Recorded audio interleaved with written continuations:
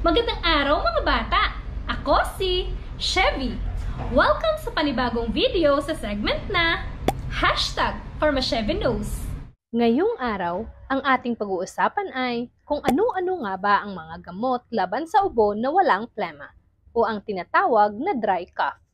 Ating sasagutin ang mga katanungang: una, ano nga ba ang sanhi at sintomas ng pagdanas ng ubo? Pangalawa, ano ang pinagkaiba sa sanhi at sintomas ng dry cough at wet cough? Pangatlo, paano ang tamang pag-inom ng gamot laban sa dry cough tulad ng mga centrally acting antitussive na mga dextromethorphan at butamirate citrate at mga anti-allergies na cetirizine at loratadine. Kung ikaw ay interesadong malaman ang kasagutan sa mga tanong na ito, pakihambalos ang subscribe button at pakiting ang notification bell para lagi kang updated sa aking mga bagong uploads. Handa ka na ba? Let's do this!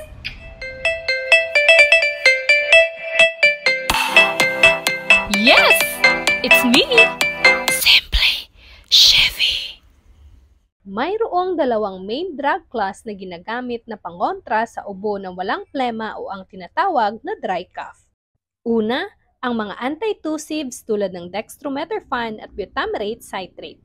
At pangalawa ay ang mga antihistamine o ang mga tinatawag na anti-allergies tulad ng cetirizine at loratadine. Bago pa man natin alamin kung paano napipigilan ng dalawang drug class na ito ang sintomas ng dry cough at kung paano ang tamang pag-inom ng mga ito, alamin muna natin kung ano nga ba ang ubo at ano-ano ang mga dahilan ng pagdanas nito. Ang ubo ay isang normal na reflex action ng ating katawan. Ito ay normal immune system response upang protektahan ang ating upper respiratory tract sa mga foreign materials tulad ng irritants, alikabok at pollen grains na maaaring makairita dito. Ang ubo ay paraan din ng ating katawan upang i-clear ang daluyan ng hangin sa mga substance na maaaring makabara tulad ng plema o mucus. Ang ating katawan ay mayroong cough center. Ito ay parte ng ating utak na matatagpuan sa medulla oblongata sa brainstem. Ang purpose ng ating cough center ay i-control ang mechanism ng pagdanas natin ng ubo. Meron din tayong mga cough receptors na matatagpuan sa daluyan ng hangin. Kapag ang isang irritant ay ating nalanghap o nakapasok sa daluyan ng hangin o airways, ito ay magdudulot ng pagkairita ng ating airways. Kapag ang airways ay nairita, ito ay magsisend ng signal sa cough center sa ating utak. Kapag natanggap ng ating utak ang signal, ito ay magre-respond at magsisend din ng signal sa ating chest at abdominal muscles upang huminga ng malalim at umubo upang mailabas ang irritant mula sa daluyan ng hangin. Ito ay normal na reflex action ng ating katawan na tinatawag na cough reflex. Ang bilis ng airflow kapag tayo ay umuubo ay 80 km per hour. Sobrang bilis para siguradong ma-expel ang mga irritant palabas ng lungs at daluyan ng hangin. Mayroong iba't ibang types ng ubo, nakabase sa duration o tagal ng pagkadanas ng ubo, sa nature o uri ng ubo kung ito ba ay may plema o wala, at dahilan o cause ng ubo. Ang discussion na ito ay magpo-focus sa uri ng ubo base sa nature ng ubo. Mayroong dalawang uri ng ubo kung magbabase tayo sa nature ng ubo, ang productive cough o wet cough at ang non-productive cough o dry cough. Ang productive cough o wet cough ay isang uri ng ubo na may kasamang plema. Samantala, ang dry cough naman ay isang uri ng ubo na walang kasamang plema.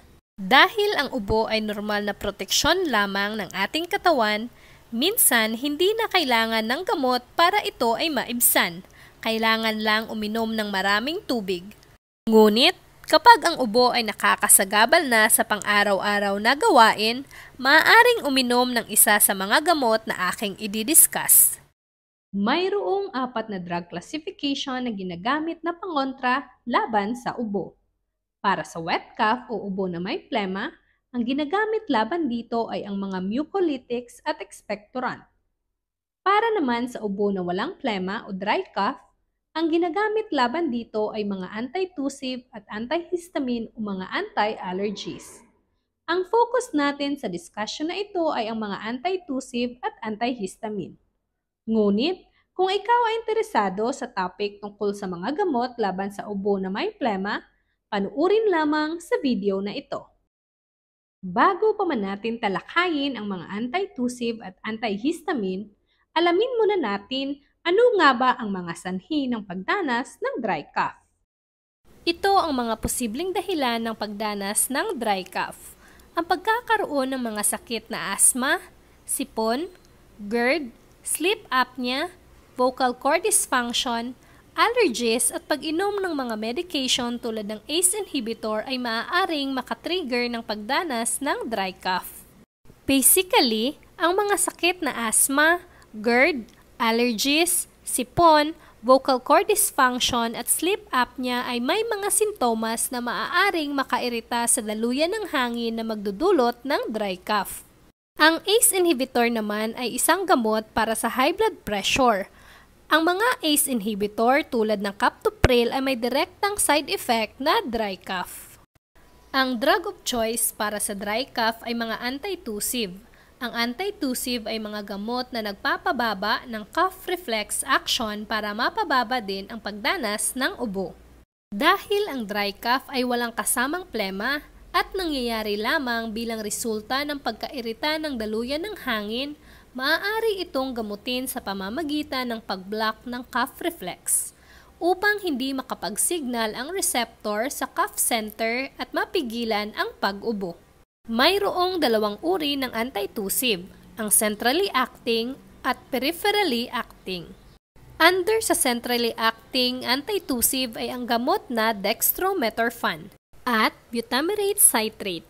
At under naman sa peripherally acting antitussive ay ang gamot na menthol at camphor. Ang butamirate citrate at ang dextromethorphan ay centrally acting dahil ito ay may direktang epekto sa cough center o napipigilan ang ubo dahil sa pag-block sa cough reflex. Ang sikat na brand sa gamot na dextromethorphan ay ang Toseran Forte.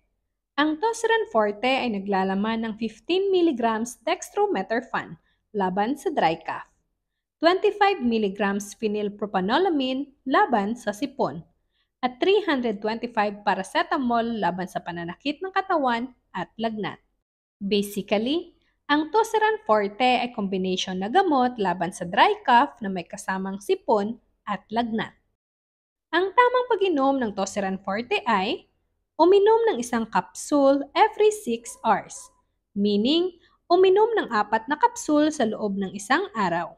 Siguraduhin na may 6 na oras na pagitan ang pag-inom sa bawat kapsul. Ang Toseran Forte ay pwede lamang sa mga adults at mga batang 12 years old pataas. Huwag lalagpas sa 7 araw na sunod-sunod ang pag-inom ng Toseran Forte. Kung ang ubo ay hindi pa din maibsan sa 7 araw habang umiinom ng Toseran Forte, maanong magpakonsulta agad sa doktor. Ang Toseran Forte ay bawal sa mga buntis at breastfeeding mommies.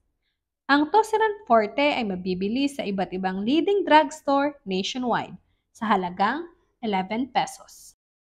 Ang brand na sikat naman sa gamot na butamirate citrate ay ang Sinicod Forte. Ito ay naglalaman ng 50 mg butamirate citrate. Ang tamang pag-inom ng Sinicod Forte ay ang mga batang 12 years old pataas ay maaaring uminom ng 2 tablet sa loob ng isang araw. Siguraduhin lamang na may 12 oras na pagitan ang pag-inom ng bawat tablet, meaning uminom ng isang tablet every 12 hours. Ang mga adults naman ay pwedeng uminom ng 3 tablet sa loob ng isang araw. Siguraduhin na may pagitan ng 8 oras ang pag-inom ng bawat tablet, meaning uminom ng isang tablet every 8 hours. Huwag ding lalagpas sa 7 araw na sunod-sunod ang pag-inom ng Sinicod Forte. Kung ikaw ay puntis at nagpapadede, kailangan ng pahintulot ng doktor bago uminom ng Sinicod Forte. Ang Sinicod Forte ay mabibili sa iba't ibang leading drugstore nationwide sa halagang 23 pesos. Ang camphor at menthol naman ay peripherally acting dahil ito ay topically o pinapahid lang sa balat o ini-inhale lamang. Ang epekto nito ay pinapababa ang sensitivity ng cough receptor sa daluyan ng hangin, kaya hindi ito nakakapag-send ng signal sa cough center at napipigilan ang pag-ubo. Ito ang mga brands na available sa market sa gamot na Menthol Plus Camphor, Vicks VapoRub, at Vicks Inhaler. Ang tamang paggamit ng Vicks VapoRub laban sa ubo ay magpahid ng tamang amount ng Vicks VapoRub sa dibdib at liig. Siguraduhin na malalanghap ang vapor o umaabot ito hanggang sa ilong at bibig. Pwedeng magpahid ng 3 times a day o depende sa advice ng doktor. Kapag ang dry cough naman ay dulot ng allergy, maaari itong mapigilan sa pamamagitan ng pag-inom ng antihistamine tulad ng Loratadine at Cetirizine. Ito ang mga brands na available sa market sa gamot na Cetirizine: Verlex, Alnex, RightMed Cetirizine. Available din sa market ang iba't ibang generic Cetirizine. Ang tamang pag-inom ng Cetirizine ay uminom ng isang tablet ng Cetirizine sa gabi, bago matulog. Ang epekto ng Cetirizine ay abot ng 24 na oras. Ang Cetirizine ay may side effect na pagkaantok, kaya mainam na inumin ito sa gabi bago matulog. Ang Cetirizine ay pwede sa mga adults at mga batang 12 years old pataas. Ito naman ang mga brands na available sa market sa gamot na Loratadine: Alerta, Claritin, RightMed Loratadine. Available din sa market ang iba't ibang generic Loratadine. Ang tamang pag-inom ng Loratadine ay uminom ng isang tablet ng Loratadine sa gabi, bago matulog. Ang epekto ng Loratadine ay abot ng 24 na oras. Ang Loratadine ay may side effect na pagkaantok, kaya mainam na inumin ito sa gabi bago matulog. Ang Loratadine tablet ay pwede sa mga adults at mga batang 12 years old pataas. Mahalagang paalala, kapag ang inyong ubo ay may plema, huwag uminom ng antitussive. Ito ay magdudulot ng pagpigil ng pag-ubo, ngunit magdudulot din ng hindi pag-expel ng plema. Ito ay magiging panandaliang solusyon lamang sa ubo, pero hindi nakagagamot ng ubo na may plema. Ako si Chevy na nag-iiwan ng paalala.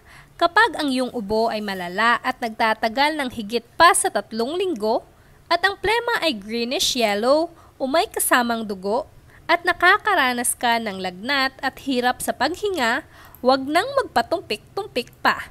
Kumonsulta agad sa doktor para sa iyong kagalingan. And I love you! Mahalagang paalala.